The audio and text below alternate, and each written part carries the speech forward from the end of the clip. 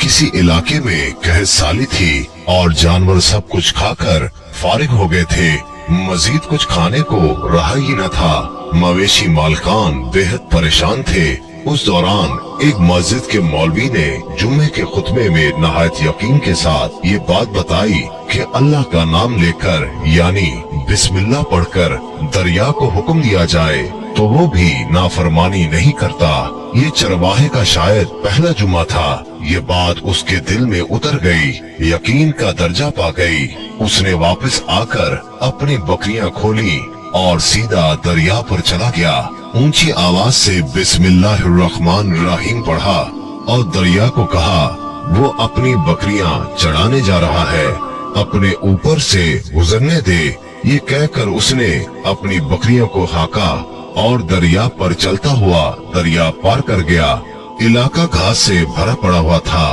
दरख्तों के पत्ते भी सलामत थे क्योंकि किसी को यहाँ तक आने की रसाई नहीं थी।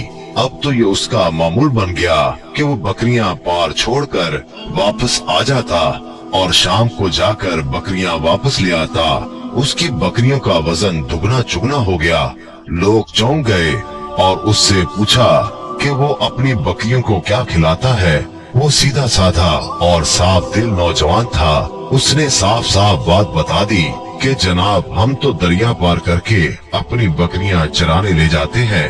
बात सबने सुनी मगर किसी ने यकीन नहीं किया क्योंकि ये नाकाबिल यकीन बात थी। मगर बात होते होते मौलवी साहब के पास पहुंच गई। मौलवी साहब ने उस चरवाहे को बुलाया और सारा माजरा पूछा। उस चरवाहे ने मौलवी साहब को ही हवाला बना लिया कि मौलवी साहब मैं तो आपका शुक्रिया अदा करने वाला था कि आपने जुमे के खुतबे में जो नुस्खा बताया था कि बिस्मिल्लाह कहकर दरिया को भी हुक्म दो तो वो भी इनकार नहीं करता।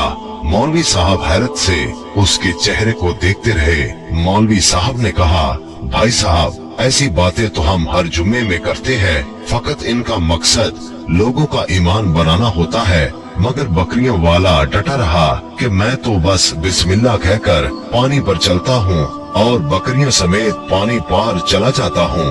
आखिरकार मौलवी साहब ने सुबह खुद ये तजर्बा करने की ठानी और चरवाहा भी आ गया। मजमा ज्यादा था।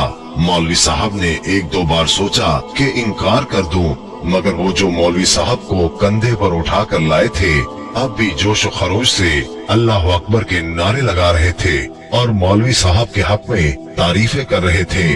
आखिरकार मौलवी साहब ने एक रस्सा मंगवाया।